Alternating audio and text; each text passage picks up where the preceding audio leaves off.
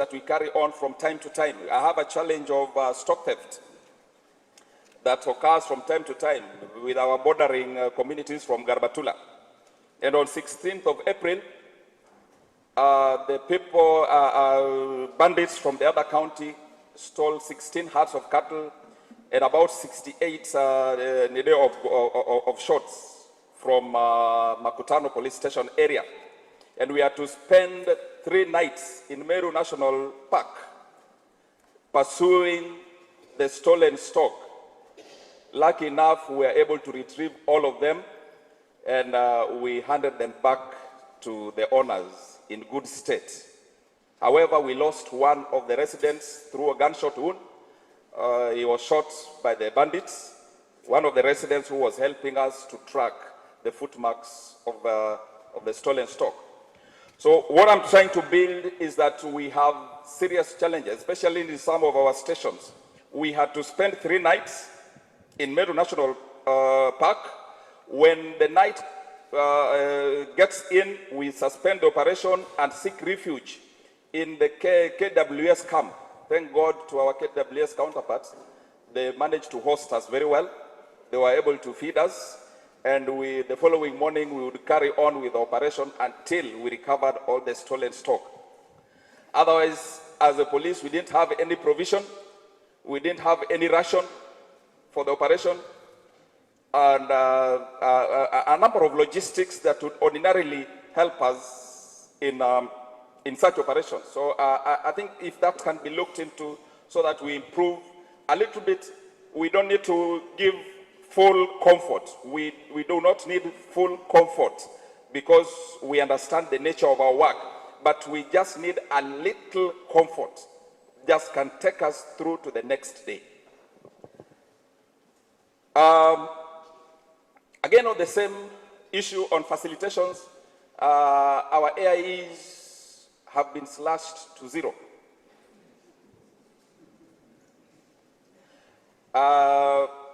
I give an example of my station that gets an AIE of 9,000 Kenya shillings in a quarter of an year. That is 3 months. And I've just given an example of an operation that we did in Meru National Forest for 3 days. 9,000 cannot even sustain that operation for a half a day. So I'm requesting your office to look into the AIE allocations of our stations from the county all the way to the sub-county and all the way to the stations. Actually, the stations are the critical service provision units of a police setup. So I request that we look at their facilitation so that they can offer better services to the people of Kenya. And lastly, I want to appreciate the people of Tharaka-Nithi. They're very good people. They're very cooperative people. They share a lot of information with us. They cooperate with us. We have no complaint.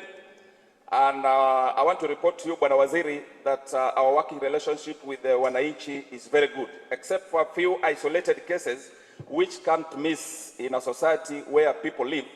But by and large, the cooperation, the interaction between the police and the community is very good.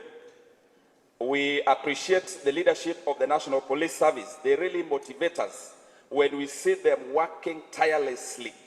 Every day I see the DIG, Kenya Police, the DIG, APS, from one corner of this nation to another. And when we see that commitment, it also motivates us in our local units to do the same in offering services to Wananchi. And the same we see with Waziri. Since he was appointed in that seat, I wonder whether there's a time he has spent a peaceful night in his house, because every day I see him in a different part of the country. And that is the encouragement that we get, that if our leaders are out to serve the people, then we should be out to serve the people better. So the chiefs, I also appreciate them. We are working closely, very well together. Makutano Police Station, I work with so many chiefs, about 6 or 7 of them. so many assistant chiefs, and I have no complaint about any of them. Coordination perfect. When they get information, we respond immediately. And I would want to appreciate them and encourage them that we continue with the same spirit, because that is what will give us results as the National Police Service and the Ministry of Interior. Otherwise, thank you. God bless you. God bless Kenya. Asante sana OCS. Iko nafasi nyingine kama kuna jambo ambalo OCS ameacha. Na you are a police officer? No, bado tuko kwa police officers. OCS, kama kuna jambo ambayo OCS ameacha.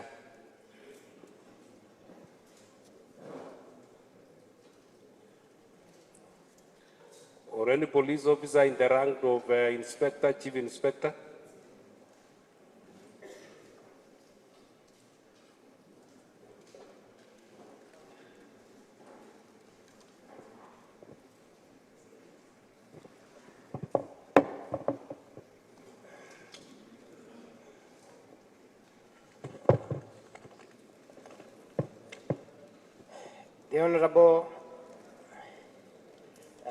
The Honorable CS for Interior, Mr. Murkomen, the DAG KPS, DAG NPS, members of Parliament present, senior government officers present, all protocols observed. Good afternoon. My name is Samuel Kubai, Sub-County AP Commander, Ikambangombe, Tharaka Nithi. I would want to add 2 points, which my friend or colleague might have omitted.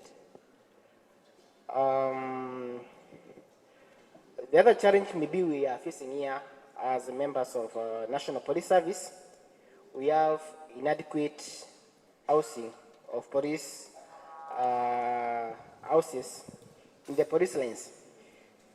Last month, we appreciate our president came and launched housing unit in Chuka, but we are requesting more of such police lines so that we have a centralized command. Currently, many officers are living in different places, and in terms of emergencies, it becomes a challenge to respond. It would be easier when police are living in a centralized place.